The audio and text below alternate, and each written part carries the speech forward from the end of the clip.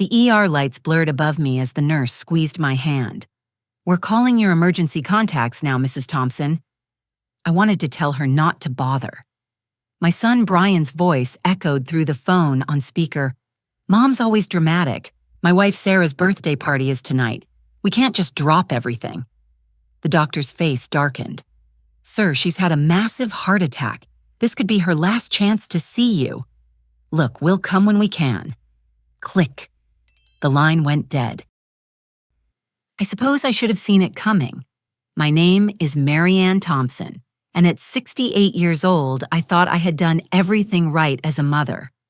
After 39 years of teaching third grade, I retired with a comfortable pension and a heart full of dreams about spending my golden years surrounded by the family I had devoted my entire life to building.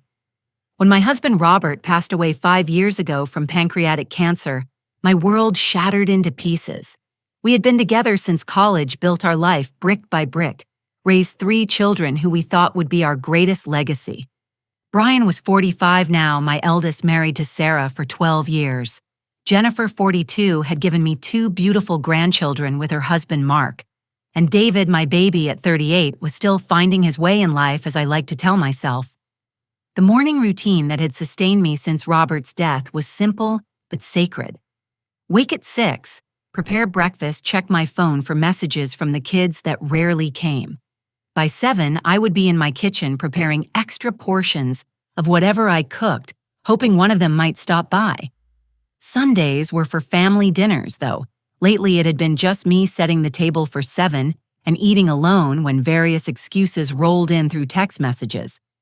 Mom Sarah has a work event. Brian would text usually about an hour after the food was ready. Kids have practice rain check. Jennifer's message would follow like clockwork. David sometimes didn't bother with excuses anymore. His silence spoke louder than any fabricated story could. But I persisted, because that's what mothers do. We love unconditionally, we give endlessly, we forgive perpetually. My teacher's pension went toward helping with their mortgages, their car payments, their children's private school tuitions. I babysat whenever needed, dropped everything when they called, rearranged my life around their schedules. The chest pains had started 3 months ago. At first just a flutter here and there, like a butterfly trapped beneath my ribs. I mentioned it during one of our rare family gatherings, but Sarah had rolled her eyes and muttered something about attention-seeking behavior to Brian. He didn't defend me. He never did anymore. Dr. Morrison had been direct during my last appointment. "Maryann, your blood pressure is through the roof. The stress tests show significant irregularities. You need to make some lifestyle changes, and I mean immediately." "I will." I had promised, knowing, even as the words left my mouth, that nothing would change. How could it Brian needed help with his mortgage since Sarah's influencer career wasn't quite as lucrative as she pretended? Jennifer's boutique was hemorrhaging money, and she had already borrowed $40,000 from me just to keep the lights on. David's rent was due, his car insurance needed paying, and he was between jobs again. Sarah's 36th birthday party had been in planning for months. She called it her Diamonds and Champagne Spectacular, and somehow I had found myself writing check after check to help fund it. Brian had come to me 6 weeks ago, shoulders slumped, that hangdog expression he'd perfected since childhood. "Mom, I hate to ask, but Sarah's really stressed about this party. It means everything to her, and with the house payments and everything." How much I had asked, already reaching for my checkbook. $15,000, I'll pay you back, I swear. We both knew he wouldn't. In the 5 years since Robert died, I had given them collectively over $200,000. Not 1 cent had been repaid. But what else was I going to do with the money? They were my children, my purpose, my everything. The morning of the heart attack started like any other except for the iPad. Brian had stopped by the night before to borrow my large serving platters for the party. He'd been distracted, talking rapidly on his phone to the caterer, and left his iPad on my kitchen counter. I hadn't meant to snoop. The screen had simply lit up with a message notification, and Sarah's name caught my eye. The group chat was labeled Party Planning Princesses, and my stomach churned as I read the recent messages. Sarah's profile picture smiled up at me, that perfectly contoured face I had tried so hard to love for Brian's sake. "Can you believe she actually thinks we want her at the party?" Sarah had written. "The pathetic old woman who won't leave us alone. Brian, you need to handle your mother." My son's response felt like a physical blow. "I know, babe. She's exhausting with her neediness. But we need her check to clear first." LOL, true. Once this party's done, we seriously need to look into power of attorney. My friend Madison's family put her mother-in-law in the most affordable home they could find. Split the house sale 4 ways. Sarah, you're brilliant. Mom's sitting on at least $500,000 in equity. I set the iPad down with trembling hands. The chest pain that had been building all week suddenly exploded into something monstrous. The kitchen tiles felt cold against my cheek as I collapsed, my vision tunneling to black. The last coherent thought I had was wondering who would feed Mrs. Chen's cat while she was visiting her daughter in Seattle. The thing about dying is that it's surprisingly peaceful.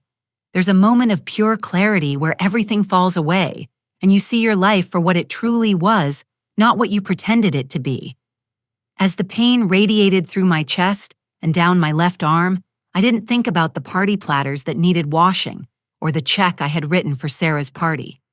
I thought about Robert, about the life we could have lived if we had been just a little bit selfish, traveled to those places we had pinned on our dream board, taken that ballroom dancing class we always talked about.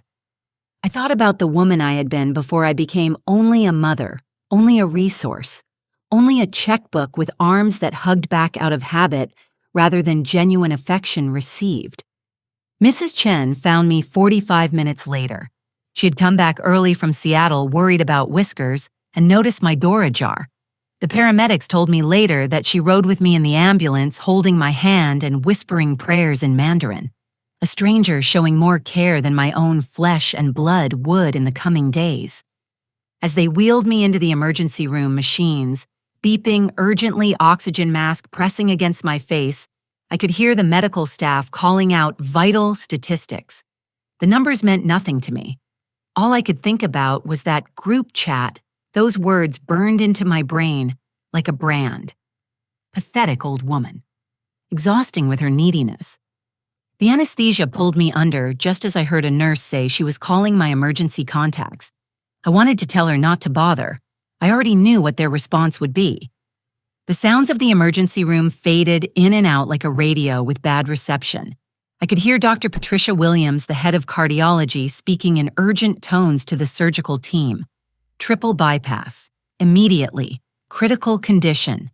These words floated above me while I drifted between consciousness and whatever lies beyond. "Mrs. Thompson, can you hear me?" Dr. Williams' face appeared in my field of vision, kind brown eyes behind wire-rimmed glasses. "You've had a massive heart attack. We need to operate immediately. Is there anyone you'd like us to call?" I must have nodded because soon I could hear Nurse Catherine making the calls. She had put the phone on speaker, probably thinking it would comfort me to hear my children's voices. Instead, each response drove another needle into my already failing heart. Brian answered on the 5th ring, music and laughter loud in the background. "Yeah, what mom's in the hospital? Look, she's always exaggerating. Remember when she said she was dying from that flu? Turned out to be a cold." "Mr. Thompson." Catherine's voice remained professionally calm, though I could see her jaw tighten. "Your mother has suffered a massive myocardial infarction. She needs emergency surgery." "Tonight, are you serious? My wife's birthday party is tonight. We've got 200 guests coming. Mom knows how important this is to Sarah." "Sir, I need to be very clear. This could be her last chance to see you. The surgery is extremely risky given the extent of the damage." A pause. I could hear Sarah's voice in the background, shrill and demanding. "I'm sorry, but we can't just drop everything. Mom's always been dramatic. We'll come when we can." The line went dead. Catherine's eyes met mine, and I saw pity there. She squeezed my hand gently before dialing Jennifer. "What do you mean Mom's in the hospital?" Jennifer sounded annoyed rather than concerned. "We're already at the venue. Mark's important clients are here. Can't this wait?" "Ma'am, your mother is about to undergo emergency heart surgery." The doctor says, "Look, I can't leave right now. This party is a networking opportunity we can't afford to miss. Mom understands. She's always understood. Tell her we'll come by tomorrow." David didn't even answer. His phone went straight to voicemail. Catherine tried 3 times before giving up. As they wheeled me toward the operating room, I felt something inside me break that had nothing to do with my damaged heart. It was the shattering of illusions I had carefully maintained for decades. The truth was as clear as the IV drip feeding into my arm. I had raised children who saw me not as a person worthy of love and respect, but as a resource to be exploited until depleted. Mrs. Thompson. Dr. Williams spoke gently as the anesthesia mask lowered toward my face. "We're going to take excellent care of you. Is there anyone else we should contact? Any other family?" I thought of Grace, my younger sister in Colorado. We hadn't spoken in 3 years, not since the argument over how I was letting my children take advantage of me. She'd been right about everything. "No," I whispered, "there's no one." The surgery lasted 8 hours. I know this only because Dr. Williams told me later. Apparently, I flatlined twice on the table. The first time for 43 seconds, the second for a minute and 12 seconds. She said it was a miracle I survived, that someone must have been watching over me. During those moments of clinical death, I didn't see a bright light or feel myself floating above the operating table like people describe. Instead, I found myself in our old kitchen, the one from the house where we raised the kids. Robert was there, looking exactly as he did before the cancer took him, making his famous Sunday pancakes. "They're not coming, are they?" he said without looking up from the griddle. "No," I admitted. "I worried this would happen after I left. You love them too much, Mary. Love them so much you forgot to leave room for them to love you back." "I just wanted to be a good mother." "You were. But somewhere along the way, you stopped being Maryann and became just Mom. Just the safety net, the bank, the babysitter, the one who would always say yes." He finally looked at me and his eyes were sad. "They're not bad people, Mary. They're just people you taught that your needs would always come last. So what do I do? You know what you have to do. The question is whether you're brave enough to do it." "But I'm dying." He smiled then, that crooked grin that made me fall in love with him 48 years ago. "No, sweetheart, you've been dying for years. This is your chance to finally live." I woke up in the ICU 3 days later. The first face I saw wasn't one of my children. It was Mrs. Chen, still there, still holding my hand. She had a book of crossword puzzles balanced on her knee and her reading glasses perched on her nose. "Ah, Maryann, you're awake." Her face lit up with genuine joy. "I've been so worried. How do you feel?" "Like I've been hit by a truck." I croaked my throat raw from the breathing tube. "The doctor says you're lucky to be alive. The surgery went well, but it was touch and go for a while." She hesitated, then continued gently, "Your children, they haven't come yet." "I know." "I called your sister. I hope you don't mind. I found her number in your address book when I went to get you some things from home. She's on her way." Grace, my baby sister who had tried so hard to protect me from my own enabling behavior. The sister I had pushed away because her truths were too painful to hear. "Thank you, May," I whispered, using her first name for the first time in our 5-year friendship. "I also brought you this." She pulled out a small notebook and pen. "I thought you might want to write some things down. Sometimes, when we face our mortality, we have things we need to say." Over the next 2 days, I filled that notebook, not with anger or recriminations, but with clarity. For the first time in my life, I wrote honestly about how I felt, what I wanted, who I was beyond being Brian, Jennifer, and David's mother. Nurse Catherine became my favorite, perhaps because she had witnessed those phone calls and treated me with extra kindness as a result. She would sit with me during her breaks, sharing stories about her own complicated family dynamics. "You know," she said during one of those visits, "I see this more often than you'd think. Families who can't be bothered until it's about inheritance. But I've also seen people use these moments as wake-up calls. Sometimes a near-death experience doesn't just change the patient. My children won't change, I said with certainty. Maybe not, but you have. She was right. Something fundamental had shifted during those 8 hours on the operating table. The woman who went into surgery desperate for her children's love and approval had died there. The woman who survived had different priorities.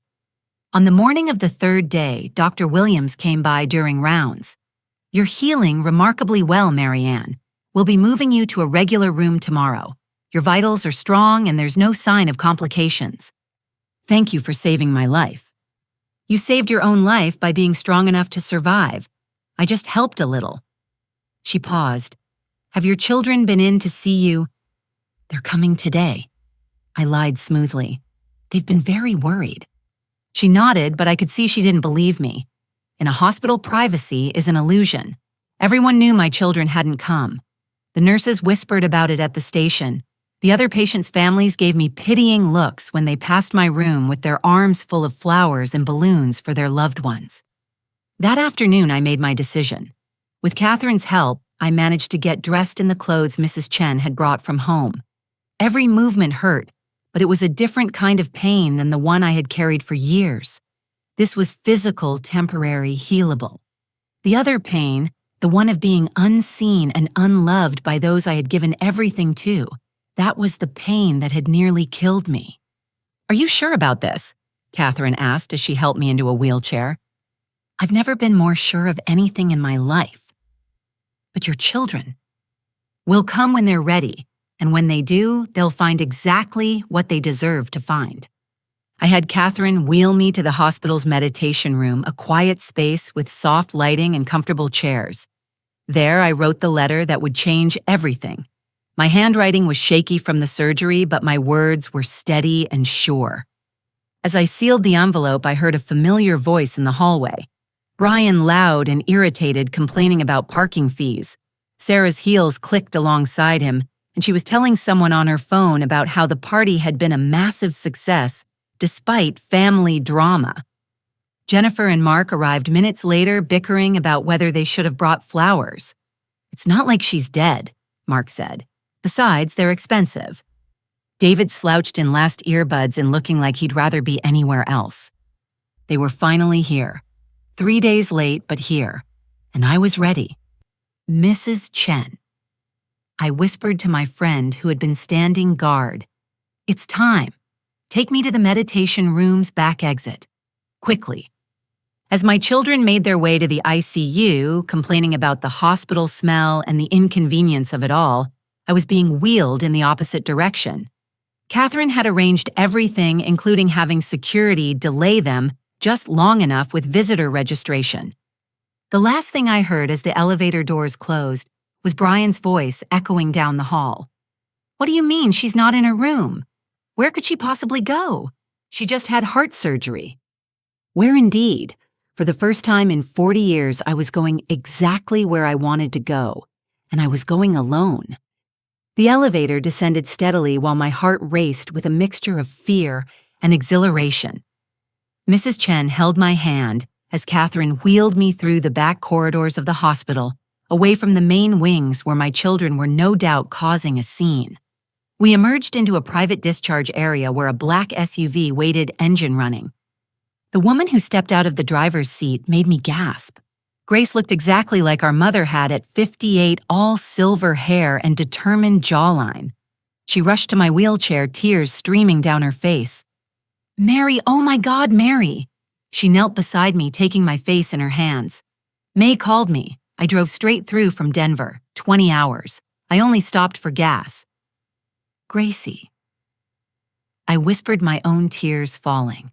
"I'm so sorry. You were right about everything." "Shh, none of that matters now. We're getting you out of here. Can you travel?" Dr. Williams had appeared with discharge papers, somehow understanding the urgency of the situation. "It's highly irregular, but Mrs. Thompson is stable enough for transport. I've arranged for a cardiologist colleague in Denver to take over her care." She handed Grace a thick folder. "Everything you need is in here. And Maryann." She squeezed my shoulder. Sometimes the best medicine is removing yourself from what's making you sick. Back in the ICU, I later learned from Catherine's texts, chaos had erupted. The nurses who had witnessed my abandonment for 3 days took their time searching for me. By the time someone directed my children to my actual room, 45 minutes had passed. Bryan found the letter first. I can picture him standing there in his designer suit that my money had paid for, holding the white envelope with trembling hands.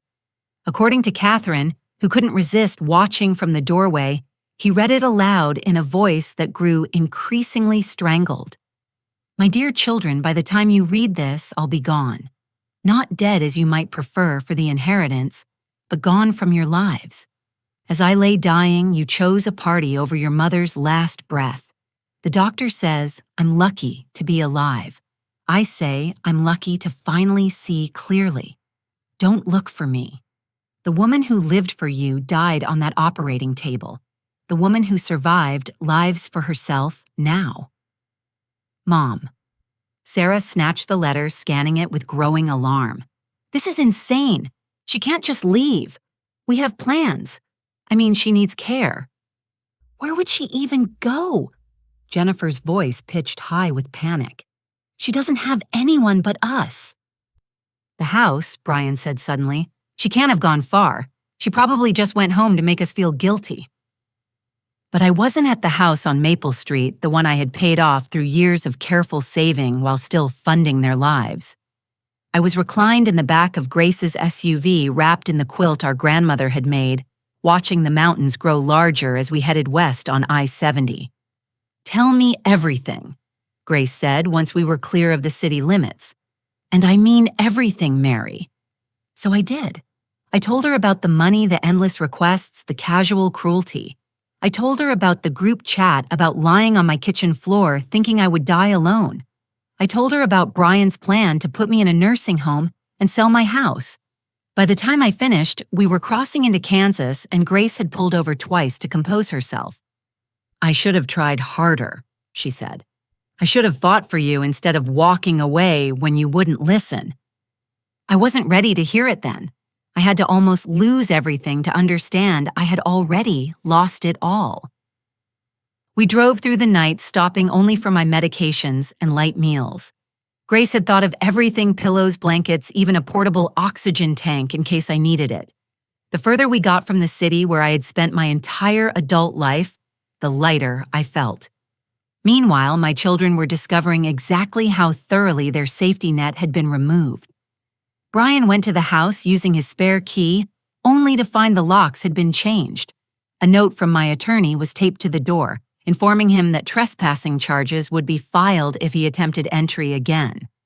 Jennifer discovered that I had removed myself as co-signer from all their business loans 3 days before my heart attack, during a moment of clarity after reading a particularly cruel text exchange between her and Mark about how they were just waiting for me to kick off so they could pay off their debts. David's situation was perhaps the most immediately dire. His apartment lease, which I had been guaranteeing, was up for renewal the following week. Without my signature and credit, he was essentially homeless. He tried to use the credit card I had given him for emergencies, only to find it canceled. Sarah, industrious as ever, hired a private investigator with the money she had left from her party budget. It didn't take long to trace me to Denver, but that's where the trail went cold. Grace had been smart, paying cash for everything and registering us under her married name from her brief first marriage decades ago.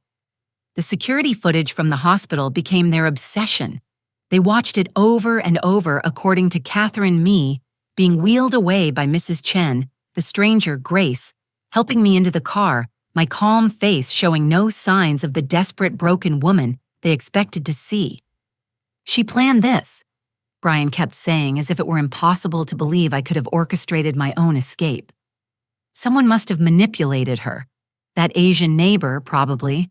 Or maybe she's having some kind of breakdown from the surgery." They hired a lawyer, of course. Richard Steinberg, who charged $500 an hour to tell them what any first-year law student could have.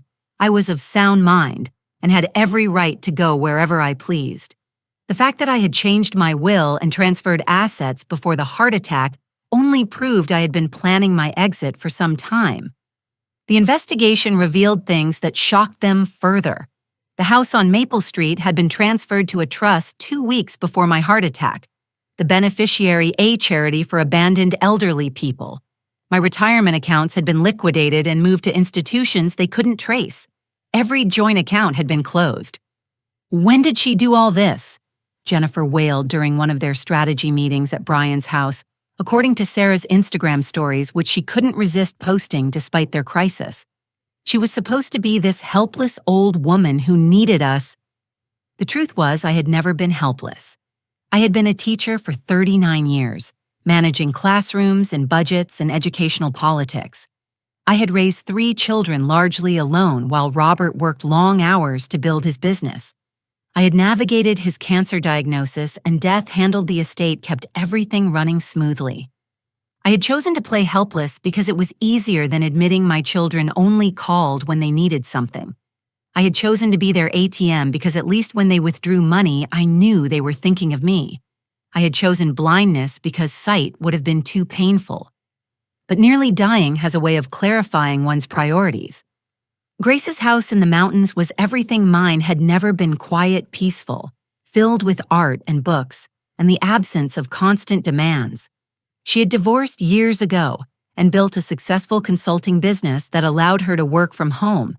Her guest room had a view of snow-capped peaks, and air so clear it made my healing lungs grateful with every breath. "You can stay as long as you need," she said that first morning as we shared coffee on her deck. "Forever if you want." "I need to figure out who I am," I admitted. "I've been mom for so long, I don't know who Maryann is anymore." "Then let's find out together." Back home, my children were spiraling. Without my financial support, the carefully constructed facades of their lives began crumbling. Brian couldn't make his mortgage payment. Sarah's credit cards were maxed out from the party, and without my backup, they faced mounting debt. Jennifer and Mark's business, already failing, collapsed completely without my influx of cash. David, forced to couch surf with friends, finally had to face the reality of getting an actual job. They posted about me on social media trying to garner sympathy. "Worried sick about our missing mother," Brian wrote alongside a photo from 5 years ago. "She's not well, and we just want to know she's safe." The comments were not what they expected. Family friends who had watched me pour everything into my children while being treated like an afterthought were surprisingly unsympathetic. Mrs. Chen, bless her, responded to every post with variations of, "Perhaps you should have worried when she was dying alone in the ICU." The private investigator finally got a lead 3 weeks after my disappearance. A pharmacy in Denver had filled my prescriptions. But when they showed up at Grace's door, they found only her calmly tending her garden. "I haven't seen my sister in years," she lied smoothly. "We had a falling out over how her children treated her. Terrible situation. Are you saying they finally drove her away completely? Can't say I'm surprised?" I watched from the upstairs window as my children stood in Grace's driveway looking lost and smaller than I had ever seen them. Sarah clutched Brian's arm, her perfectly manicured nails digging into his sleeve. Jennifer had been crying. Her makeup was smeared. David kicked at the gravel hands shoved deep in his pockets. For a moment, just a moment, my heart softened. These were my babies after all, the children I had carried, nursed through fevers, taught to ride bikes. But then I remembered the group chat. I remembered lying on the operating table, flatlining while they danced at a party. I remembered 40 years of giving everything and receiving nothing but demands for more. I stepped back from the window and returned to the puzzle Grace and I had been working on. 1,000 pieces depicting the Swiss Alps, somewhere I had always wanted to visit but never had because the kids needed money for this or that. "Maybe next year we could do a trip," Grace suggested when I mentioned it. "You know, when you're fully healed, I know a lovely little hotel in Interlaken." "I'd like that," I said and meant it. My children left Denver empty-handed but full of rage. The story they told themselves shifted from mother as victim to mother as villain. I had abandoned them in their time of need. I had stolen their inheritance. I had been planning this cruel trick all along. The truth was simpler and more painful. I had simply chosen myself for the first time in 4 decades. And they had no idea how to exist in a world where Mom wasn't there to catch them when they fell, fund their dreams, enable their failures, and ask for nothing in return. But I was learning to exist just fine without being Mom. I was becoming Maryann again, and she, it turned out, was someone worth saving.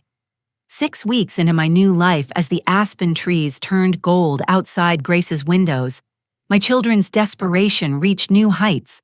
The private investigator had been dismissed after failing to find me, but Sarah wasn't giving up. She had a new plan, and like all of Sarah's plans, it was both calculated and cruel. I learned about it through an unexpected source, my former student Emma Rodriguez, now a paralegal at Steinberg & Associates. She called Grace's landline voice tight with concern. "Mrs. Thompson, I shouldn't be calling, but I couldn't just sit by. They're trying to have you declared mentally incompetent. There's going to be a competency hearing. They're claiming the heart attack caused brain damage that made you irrational." I sank into Grace's leather armchair, the phone trembling in my hand. "On what grounds?" "They're saying no rational person would abandon their family after a medical crisis. They have affidavits from neighbors saying you were acting strangely before your heart attack. Sarah's been visiting people, getting them to sign statements." After I hung up, Grace found me staring at the mountains, tears flowing freely. "They won't stop," I whispered. "They'll never stop until they've taken everything." "Then we stop them first," Grace said firmly. "Mary, you've been documenting everything right. The recordings." "Ah, yes, the recordings. What my children didn't know was that their carelessness with technology went both ways. After discovering the group chat, I had started recording conversations. Every visit, every phone call where they asked for money, every cruel comment they thought I couldn't hear. 6 months of evidence lived on a small digital recorder I had hidden in a potpourri bowl Sarah had given me for Christmas, calling it perfect for disguising old lady smell. But there was more they didn't know. The birthday party they chose over my life, I had access to something they never imagined I'd find. "Grace," I said slowly, "I need you to make a call for me." 2 days later, we had a visitor. James Harrison walked into Grace's living room carrying a briefcase and wearing the kind of smile that made him instantly trustworthy. He was the cardiologist Dr. Williams had recommended in Denver, but he had become more than just my doctor over the past weeks. "Maryann, you look wonderful," he said, taking my vitals with gentle efficiency. "The mountain air agrees with you." "Thank you for coming, James, and for the other thing." "My pleasure." He pulled out a tablet from his briefcase. "My nephew works in IT for the hotel where Sarah Thompson held her birthday party. When you called, I asked him to pull some strings. Technically, this violates several privacy policies, but given the circumstances..." What he showed us made Grace gasp and my heart skip in a way that had nothing to do with my condition. The hotel's security system had captured everything Sarah and Brian in the lobby, laughing as they looked at their phones that showed missed calls from the hospital. Timestamp 8:47 p.m., exactly when Dr. Williams was explaining I might not survive surgery. But that wasn't the worst of it. The audio from the lobby camera was clear. Sarah's voice rang out, "God, can you imagine if she actually dies tonight, we could have the estate settled before Christmas. I already have a real estate agent lined up for the house." Brian's response was equally damning. "The timing would be perfect. I just need another 6 months to establish residency requirements for power of attorney. Although if she dies tonight, that solves everything." This, James said quietly, is evidence of financial exploitation of a vulnerable adult. It's a felony in Colorado. There was more. Sarah's Operation Golden Years folder, which Brian had discovered, had been backed up to the cloud. Her former personal trainer, Marcus, whom she'd had an affair with, still had access to the account. He was more than happy to share it with us for a modest fee, after Sarah had stiffed him on 3 months of training sessions. The folder was a goldmine of cruelty. Spreadsheets calculating my net worth, emails to nursing homes, asking about their cheapest rates research on how to overturn trusts, and most damningly a draft letter dated 2 months before my heart attack. Once we have power of attorney, we can liquidate everything. Mom's too trusting to see it coming.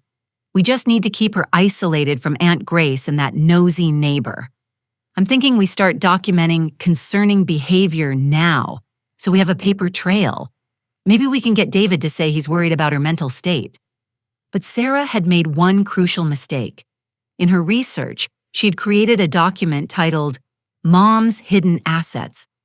It showed she had been systematically searching for accounts and properties I might own. What she found had driven her investigation into overdrive a lottery ticket purchase from 7 months ago, paid for with my credit card at a gas station in Lakewood.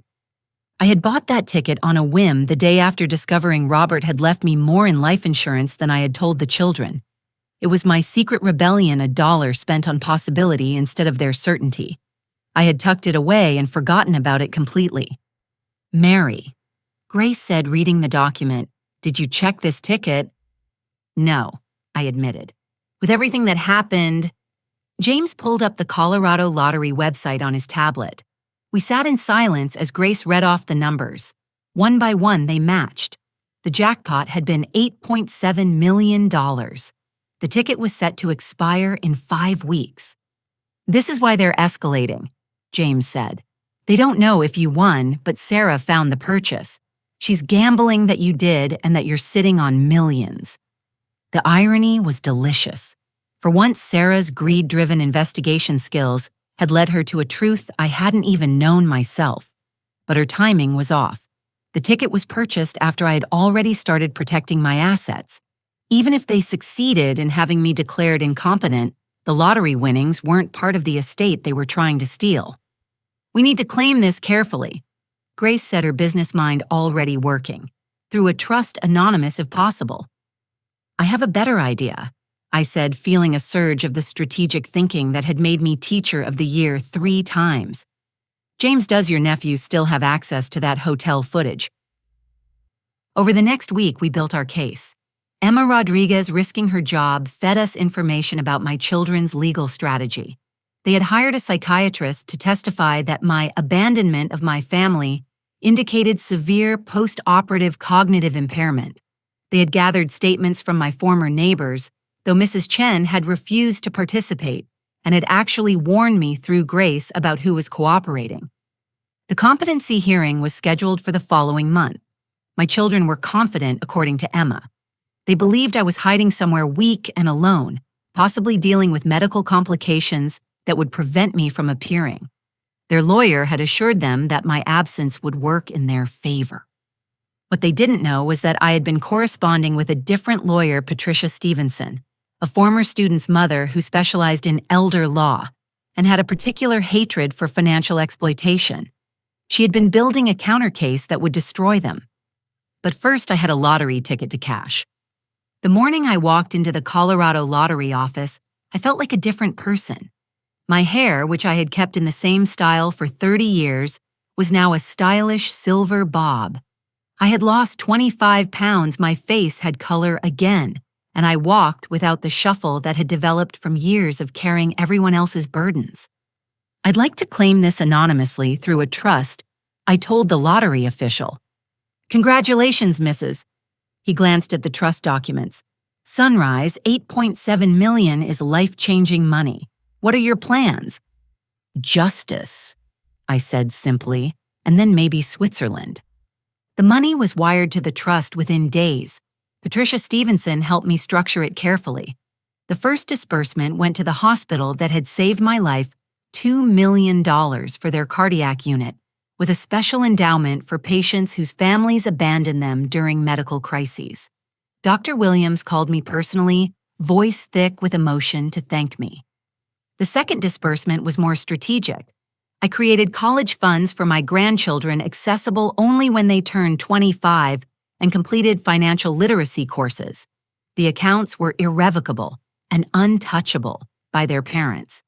Jennifer's children would have the education she and Mark couldn't afford to give them. Brian's future children, if Sarah ever allowed them, would be protected from their parents' greed. The third disbursement was personal. I paid off Grace's mortgage and set up a travel fund for us. Mrs. Chen received a check that would cover her cat's veterinary bills for life and allow her to visit her daughter more often.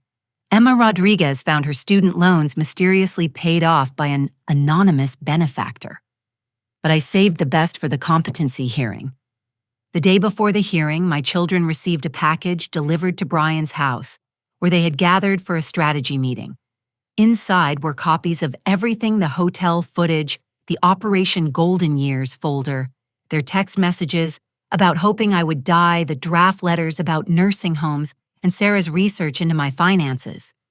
There was also a letter from Patricia Stevenson informing them that charges of elder financial exploitation were being filed with the district attorney. The evidence had already been submitted. They could either drop the competency hearing and accept permanent restraining orders or face criminal prosecution. The final item in the package was a photograph. It showed me standing in front of the Swiss Alps, healthy and smiling, holding a sign that read, "Wish you were here, but actually, I don't." Sarah called my lawyer within an hour, screaming about blackmail and manipulation. Patricia let her rant, then calmly explained that truth wasn't blackmail and that protecting oneself from exploitation wasn't manipulation. "Your client is welcome to pursue the competency hearing," Patricia said smoothly. "Of course, all evidence will become part of the public record. I'm sure Sarah's Instagram followers would be fascinated to learn about Operation Golden Years. Didn't she just partner with that senior living brand?" The competency hearing was withdrawn the next day. My children signed the restraining orders without protest, though I heard from Emma that Brian had to be sedated, and Jennifer had a breakdown in the lawyer's office screaming about how I had ruined their lives. But there was one more twist they didn't see coming. Marcus, Sarah's former trainer and ex-lover, had been busy. Spurned and unpaid, he had decided to exact his own revenge. The fitness influencer community was small, and soon everyone knew about Sarah's affair, her financial schemes, and her celebration during my near-death experience. Her carefully curated online persona crumbled within days. Sponsors pulled out. Her diamonds and champagne spectacular became infamous as the party where she danced, while hoping her mother-in-law would die. The internet, as it does, turned her into a meme. Pulling a Sarah became shorthand for prioritizing parties over people. Brian's employer, a wealth management firm that prided itself on family values, quietly suggested he might be happier elsewhere after copies of his messages about exploiting my estate circulated among senior management. It turned out that planning to financially abuse your elderly mother didn't inspire confidence in someone managing other people's retirement funds. Jennifer and Mark's business, already hanging by a thread, received its final blow when their remaining investors learned about the forged loan documents and their plans to use my death for debt relief. Bankruptcy was swift and merciless. David surprisingly took it the best. Forced to get a job, he discovered he was actually good at something: cooking. He started as a prep cook at a local restaurant and found purpose in the routine and creativity. Of all my children, he was the only one to send a genuine letter of apology, not asking for forgiveness, just acknowledging the pain he had caused. As fall turned to winter in the mountains, I sat by Grace's fireplace reading their letters. Each child had eventually written their tones, varying from angry to pleading to resigned. Brian blamed Sarah for corrupting him. Jennifer blamed her financial pressures. Sarah blamed everyone but herself. "Will you ever forgive them?" Grace asked, handing me a cup of tea. "I already have," I said. "Forgiveness is for me, not them.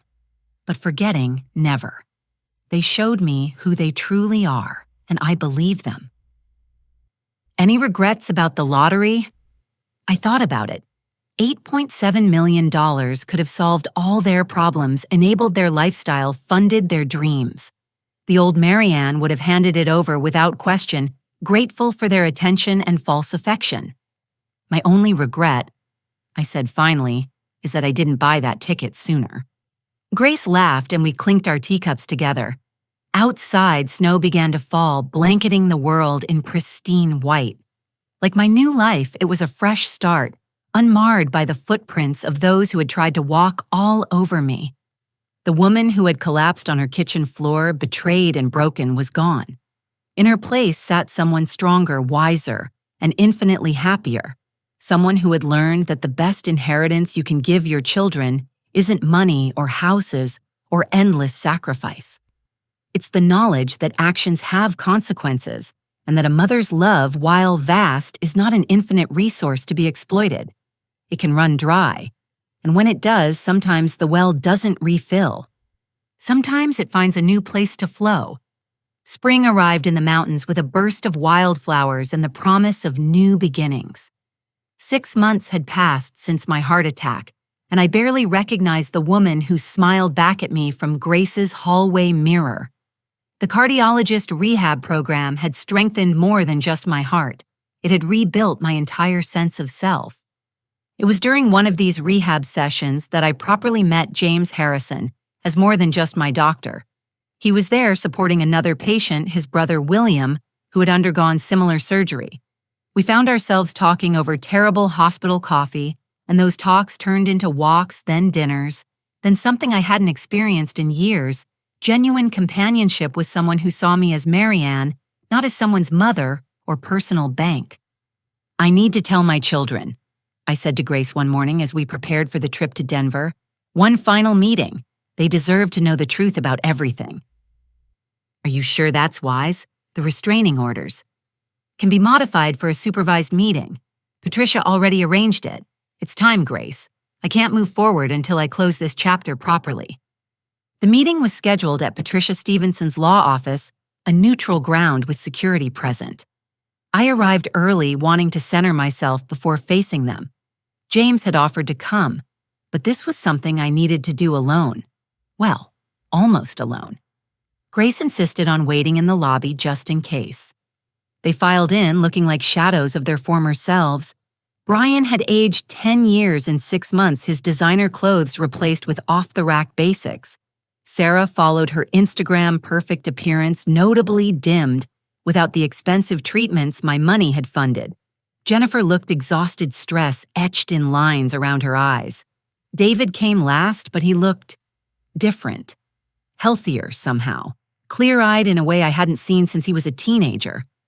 "Thank you for coming." I began, my voice steady. "I have things to say, and you have a right to hear them." "You destroyed our lives," Sarah spat before Patricia could remind her of the meeting rules. "Do you have any idea what you've done?" "Yes," I said simply. "I survived, despite your best efforts to the contrary." I pulled out a laptop and connected it to the conference room screen. "Before we discuss the future, let's be clear about the past."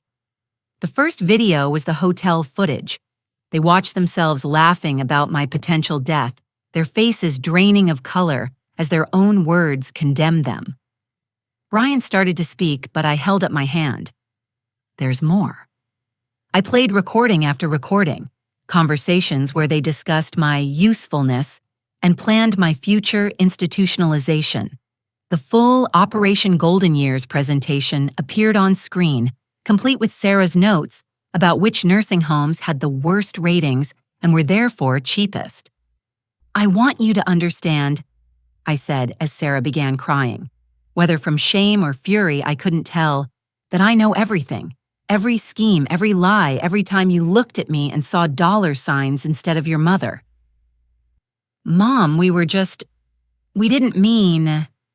Jennifer's protest died as I played a recording of her telling Mark that they should increase their requests because Mom's too stupid to realize we're bleeding her dry. "But that's not why I asked you here," I continued. "I need you to know that I started recording these conversations after a very specific moment. Brian, do you remember the day you borrowed my pearl necklace? The one your father gave me for our 25th anniversary?" His face went pale. That was for Sarah to wear to pawn," I finished. "I know. I saw the pawn shop receipt when it fell out of your jacket.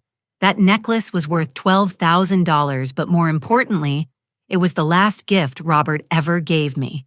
You knew that, and you took it anyway, letting me think I had misplaced it while I tore the house apart looking for it." "We paid it back," Sarah protested. "We got it out of pawn." "No, I got it out of pawn. after finding the receipt, just like I paid for everything else. I clicked to the next slide, a comprehensive accounting of every dollar I had given them over the past 5 years. The total made Jennifer gasp. $347,000. I read, not including the house payments, utility bills, groceries, and countless other expenses. Do you know what your father and I sacrificed to save that money? The trips we never took, the dreams we deferred, always thinking we were building something for our children. So this is about money.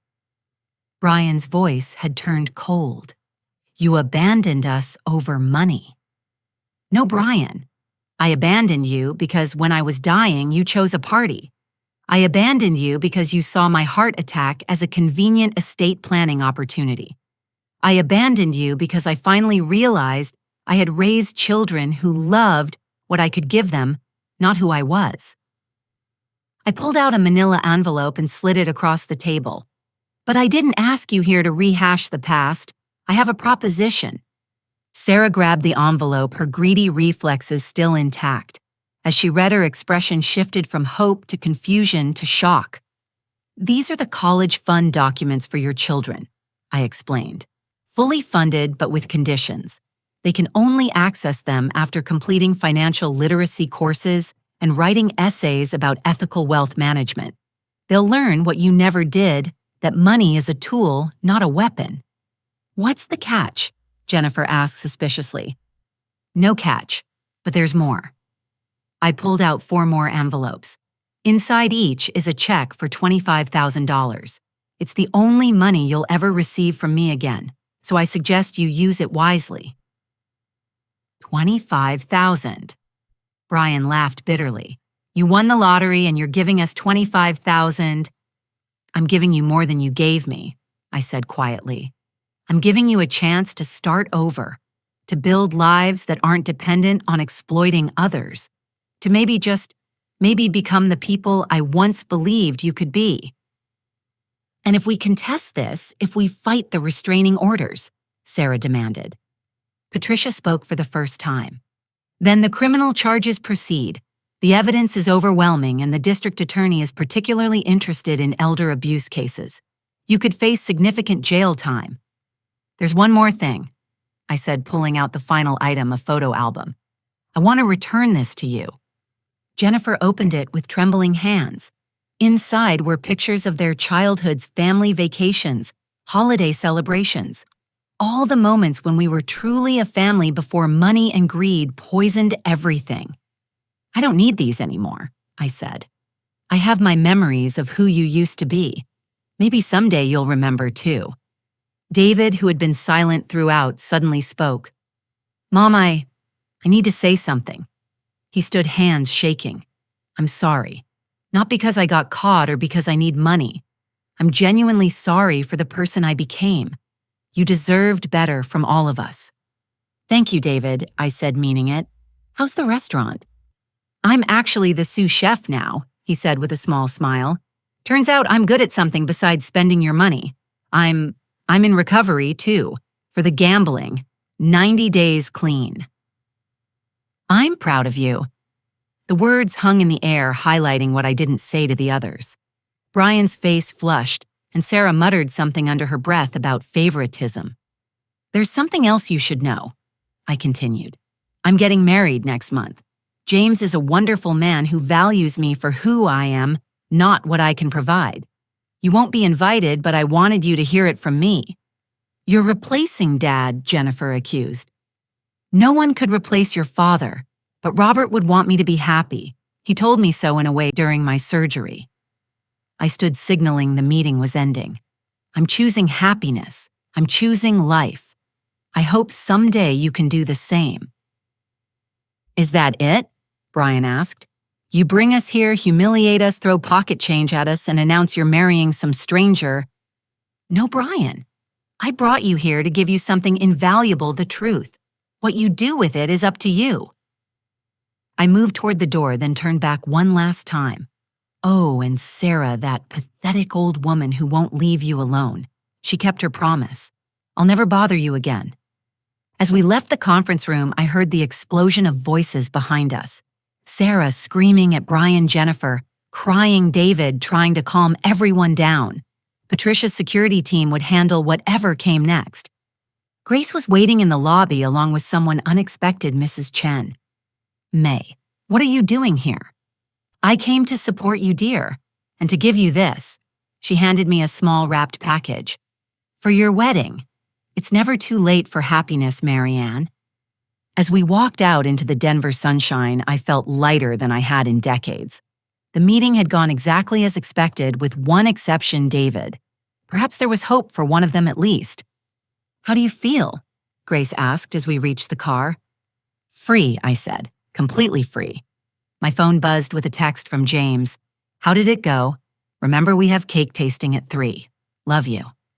Love. Such a simple word, but one I hadn't heard from my children in years, unless it was followed by a request for money. Now I had it in abundance. From Grace, from James, from friends like May, who had shown me what real family looked like. The drive back to the mountains was peaceful. I thought about the revelation that had changed everything the moment on that operating table, when I realized I had been dying long before my heart attack. Dying from 1,000 cuts of casual cruelty, dying from the weight of unreciprocated love, dying from the belief that being needed was the same as being valued. But revelations like the spring wildflowers now carpeting the mountain meadows could bloom from the harshest conditions. My children's abandonment had been the greatest gift they could have given me, the gift of seeing clearly, of choosing differently, of living fully. As we pulled into Grace's driveway, I saw James's car already there.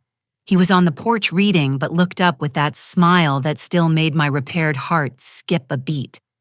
"Welcome home," he said, and I realized that's exactly what I had found.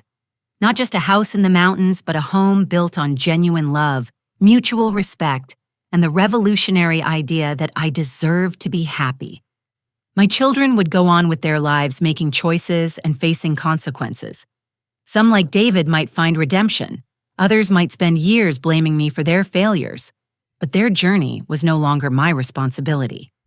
My journey was just beginning, and for the first time in 68 years, I was exactly where I wanted to be, living a life worth saving. The wedding was 3 weeks away when the first domino fell. Sarah's carefully constructed world already cracked, from the loss of my financial support finally shattered completely. The catalyst was a video that went viral, security footage from the hotel, showing her celebrating while I flatlined in surgery. Someone, Marcus most likely, had leaked it to a gossip blogger with the headline, "Influencer dances while mother-in-law dies." I learned about it from James, who tried to shield me from the worst of the internet's response. But I needed to see it, needed to witness the complete collapse of the facade they had maintained for so long. 3 million views in 2 days, James said quietly, holding my hand as we scrolled through the comments. "Maryann, are you sure you want to read these?" I was. The court of public opinion had tried my children and found them guilty. Sarah's Instagram followers abandoned her in droves. Brand partnerships evaporated. The final blow came when the fitness company she had been negotiating with for her own product line released a statement distancing themselves from her, citing values incompatible with our commitment to family wellness. Brian's situation deteriorated rapidly after that. Without Sarah's influencer income and my financial support, their house of cards collapsed. The mortgage company began foreclosure proceedings. His employer, already aware of his elderly abuse situation, used the viral video as final justification for termination. Conduct unbecoming of a financial advisor was the official reason. But it was Jennifer who surprised me with the speed of her downfall. The bankruptcy proceedings had revealed more than just bad business decisions. Mark, it turned out, had been hiding significant gambling debts.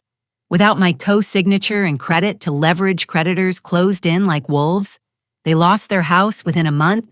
Their cars repossessed the children's private school tuition unpaid. It was Mrs. Chen who told me about seeing Jennifer at the food bank. She looked so different, Maryann. Like she finally understood what struggle really means. David continued to be the exception. His boss at the restaurant, a recovered addict himself, became his mentor. When the video went viral, David did something none of the others did. He owned his part in it publicly. He wrote a blog post about addiction enabling and the wake-up call that saved his life. "My mother's heart attack should have been my rock bottom," he wrote. Instead, I was too high to care. It took losing her completely to realize I had never really seen her at all. She wasn't just our mother. She was a person with dreams, desires, and dignity we trampled in our selfishness. The post resonated with thousands of people dealing with similar family dynamics. David started speaking at recovery meetings about toxic family relationships and the difference between love and exploitation. He never asked me for contact, respecting the boundaries I had set, but I heard about his progress through the grapevine. 2 weeks before the wedding, Patricia Stevenson called with unexpected news. Brian and Sarah are divorcing. It's getting ugly. She's claiming he hid assets, he's exposing her affairs. They're destroying each other in court. I'm sorry to hear that I said and found I meant it. Not for them, but for what they could have been if greed hadn't consumed them. There's more. Jennifer's husband, Mark, has been arrested for embezzlement. Apparently, he was stealing from his employer to cover gambling debts. She's filed for divorce, too. The empire my children had built on my exploitation was crumbling faster than anyone could have predicted. Without my money to paper over their fundamental flaws, the truth of who they were stood naked for all to see. Grace helped me process these developments during our morning walks. "How do you feel about all this guilty vindicated?" "Neither," I said after consideration. "I feel detached, like I'm reading about strangers in the newspaper. These aren't my children anymore. My children were the babies I rocked to sleep, the toddlers who brought me dandelions, the teenagers who still hugged me goodnight. These adults, I don't know them." The wedding planning continued despite the chaos in my former life. James and I had chosen a simple ceremony in Grace's backyard with the mountains as our backdrop. The guest list was small but meaningful. Grace, Mrs. Chen, Dr. Williams, Patricia Stevenson, Emma Rodriguez, and a handful of new friends from cardiac rehab and the literacy center where I now volunteered. "No family?" the wedding planner had asked delicately. "This is my family," I replied, gesturing to the list. "The people who showed up when it mattered." 1 week before the wedding, I received a letter that broke my heart in an entirely different way. It was from Jennifer's daughter, Sophia, my eldest grandchild. "Dear Grandma Maryann," it read in careful teenage handwriting. "Mom says I'm not supposed to contact you, but I need you to know something. I'm ashamed of how my parents treated you. When I saw that video, when I learned what they did, I was disgusted. You deserved better. I hope someday when I'm 18 and they can't stop me, you'll let me be part of your life again. I want to know the real you, not just the grandma who gave us money. Love, Sophia." I cried over that letter, the first tears I'd shed for my old life in months. I couldn't respond. The restraining orders prevented it. But I had Patricia send a message through lawyers that the college fund would be waiting for her, along with something more, a standing invitation to visit once she was of age. The wedding day dawned perfect, one of those crisp mountain mornings where the sky looks painted on. I stood before the mirror in Grace's guest room, adjusting the simple ivory dress I'd chosen, when May knocked. "You look radiant, dear," she said, pinning a small jade brooch to my dress. "This was my mother's. In our culture, jade represents wisdom and peace. You've earned both." As I walked down the makeshift aisle in the backyard past faces of people who had proven their love through actions rather than words, I felt Robert's presence. Not in a supernatural way, but in the certainty that he would have approved. James waited at the altar, his brother William beside him, as best man, both survivors in their own right. The ceremony was simple, the vows heartfelt. When James promised to love me, not for what you can provide, but for who you are, I saw several guests wipe their eyes. "You may kiss the bride," the officiant announced, and as James pulled me close, applause erupted from our small but mighty chosen family. The reception was everything Sarah's elaborate birthday party hadn't been genuine warm and filled with real joy rather than Instagram moments.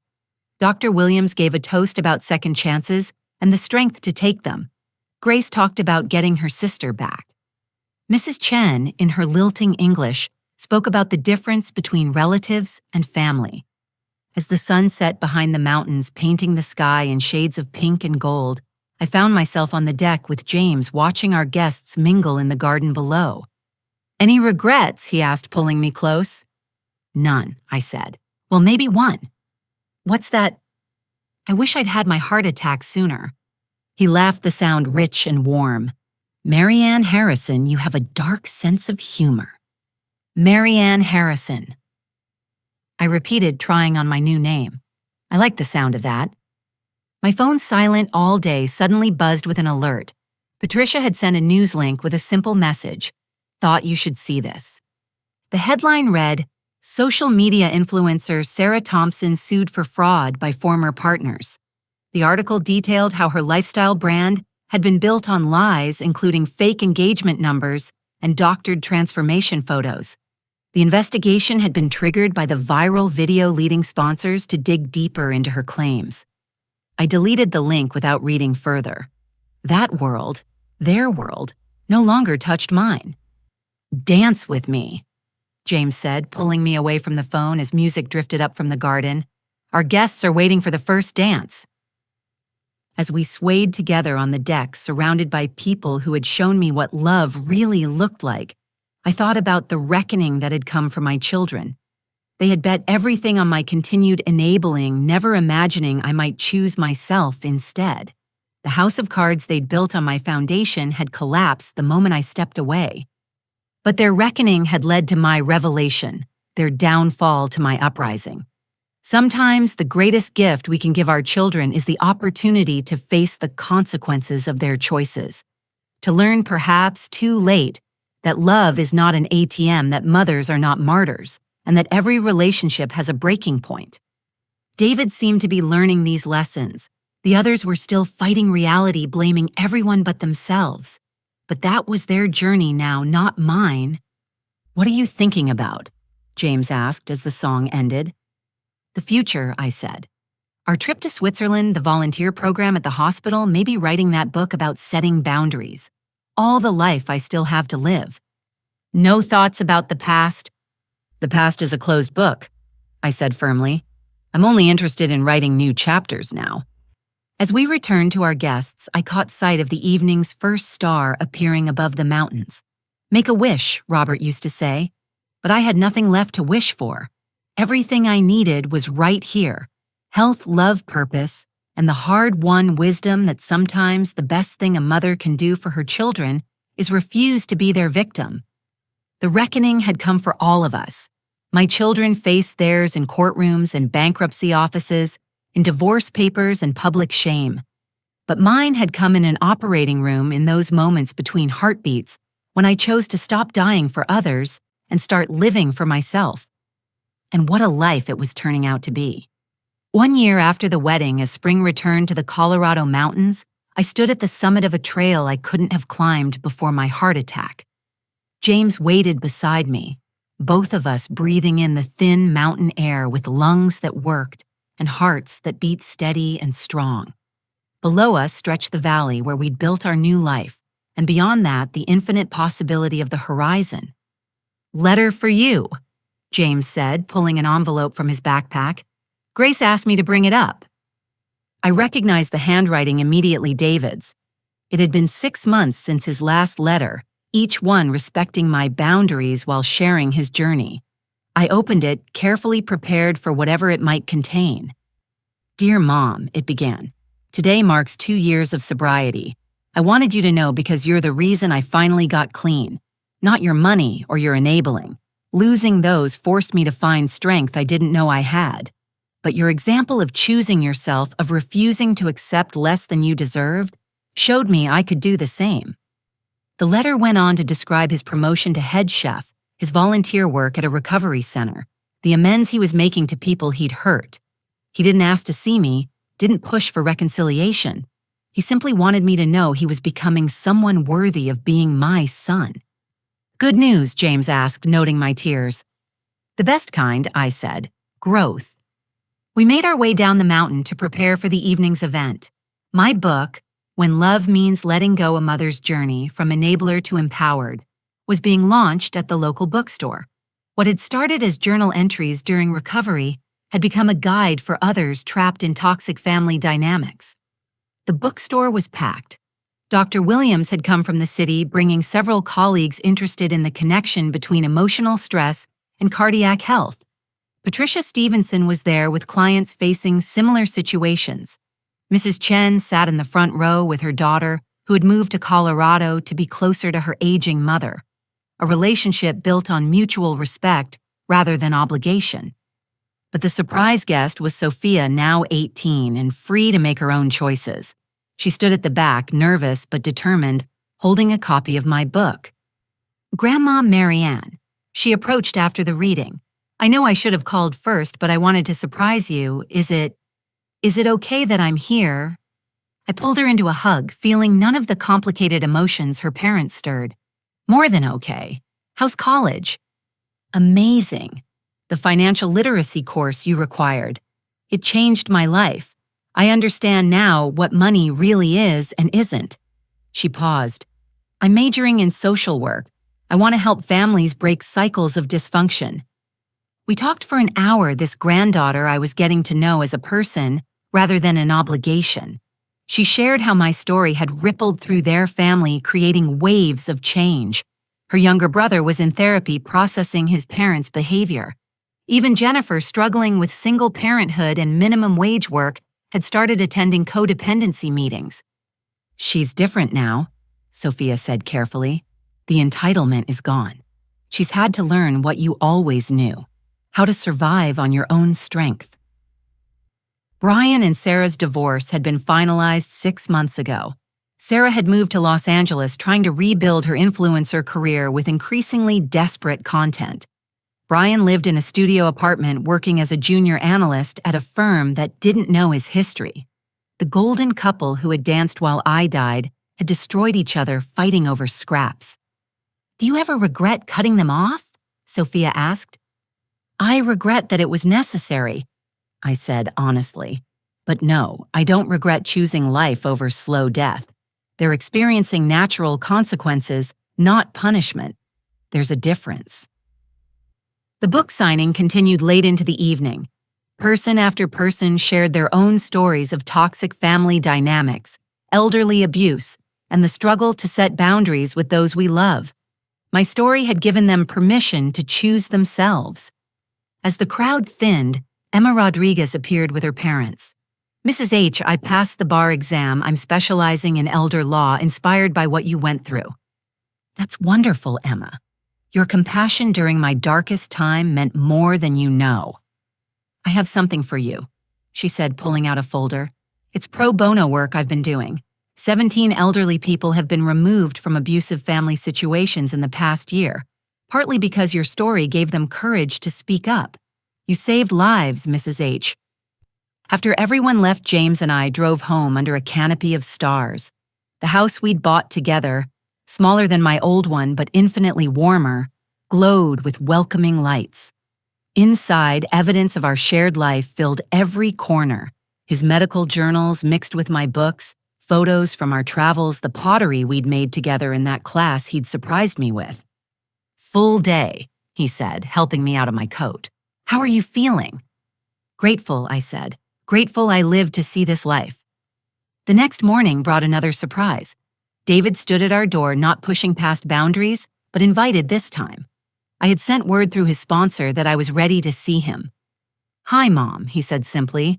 "Thank you for letting me come." We sat on the porch, the awkwardness of two people picking their way across a minefield of shared history. But as we talked, I saw what his letters had tried to convey. This wasn't the entitled boy who had viewed me as an ATM. This was a man who had faced his demons and won. "I need to tell you something," he said. "I've been saving money, not much on a chef's salary, but I wanted to pay you back, not because I expect forgiveness or a relationship, but because it's the right thing to do." He handed me a check for $5,000, a tiny fraction of what he'd taken over the years, but I understood it represented months of sacrifice, overtime shifts, and genuine change. "I can't accept this," I said. Please, I need to do this. Use it for your charity, donate it, burn it if you want. But let me start making amends in the only way I can. I took the check knowing that refusing would deny him the dignity of accountability. I'll donate it to the cardiac unit in your name. Thank you. He stood to leave, then turned back. Mom, I love you. Not your money, not what you can do for me. You. The woman who was strong enough to save herself when we were all trying to drown her. I'm proud to be your son, even if I can never be part of your life again. Never say never, I found myself saying. People change. You're proof of that. Let's start with coffee once a month and see where it goes. His smile was like sunrise after the longest night. That evening, as James and I prepared dinner together, a simple meal seasoned with laughter and companionship, I thought about the journey from that emergency room to here. My children had chosen a party over my life, true, but in doing so, they had freed me to choose myself. Bryan remained trapped in bitterness, sending occasional emails through lawyers demanding his rightful inheritance. They went straight to spam. Jennifer struggled but seemed to be slowly learning that life without a safety net required actual work and responsibility. Sarah's latest Instagram showed her selling diet teas to increasingly fewer followers, her empire built on exploitation, crumbling one unfollow at a time.